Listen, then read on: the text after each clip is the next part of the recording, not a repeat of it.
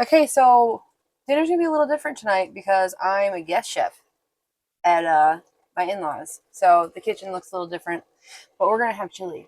And right now I have 2 pounds of ground venison uh, heating in my pan. You can of course use whatever your preferred ground meat is, but venison is the way we go.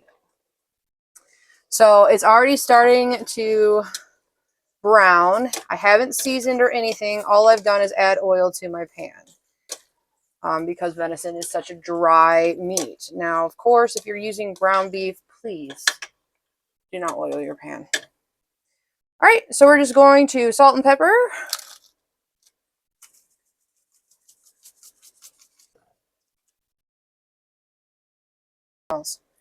Garlic powder. Smoked paprika. I'm going to add a bit of cayenne pepper. That already smells good. Onion powder. And then some regular paprika, which I just got all over. Okay, then we're just going to mix all that up to get our meat evenly coated. Okay, and we're just going to wait for that to brown before we add anything else to the pan. Okay, so our meat is just about fully browned. I am going to add some chili powder straight to the meat. I'll mix that all up. So this is a pretty easy dump recipe, which means we're just going to dump everything into one pan and season it once it's all in there again and let it cook for like 30 minutes to an hour. Chili is better the longer you're able to cook it, but I am hungry and it's time for dinner, so we're not going to wait all that time. Okay, so I'm going to start with a can of tomato sauce. Now, I'd normally use tomato paste, but my mother-in-law doesn't have any, so I'm using what we got, and that's totally fine. I'm also not draining any of my cans because that's where you get all your liquid. That's including the beans. You might think that's a little crazy, but I'm telling you, it works.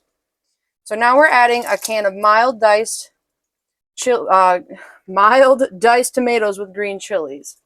Hot is better, but not what you have. A regular can of diced tomatoes, of chili mild beans. Then we're going to add some cannelli and a can of black beans. Okay, and now since all of that's in there, we're going to give it a mixy mix.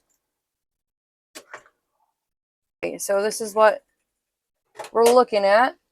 And I'm going to add my seasonings to this now. Okay, so our chili is now boiling slightly, and I'm going to add a secret ingredient that I don't normally share, that I do this for my chili. Y'all get to see it. So I normally take 2 tablespoons of cocoa powder and add it to my chili. It adds a richness. Yeah, it adds like a richness to it. But my mother-in-law does not have any plain cocoa powder. And so what I'm going to be taking is plain Baker's cocoa chocolate. And I'm going to take that and I'm adding it directly to my chili. And then to counteract any bitterness that may be coming from either the tomatoes or the super dark chocolate, we just take a tiny bit of baking soda. And I'm saying just like a tiny bit. So like that much. And we add that.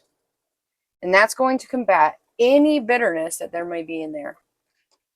And we're going to let it cook some more with the lid on.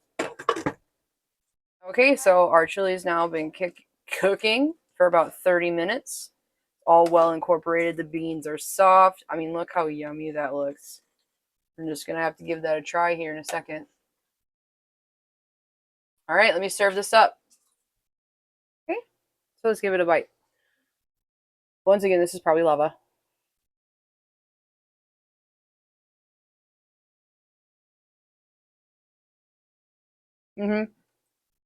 Very delicious. Very warm. You should definitely try it. I'd eat it. You should too.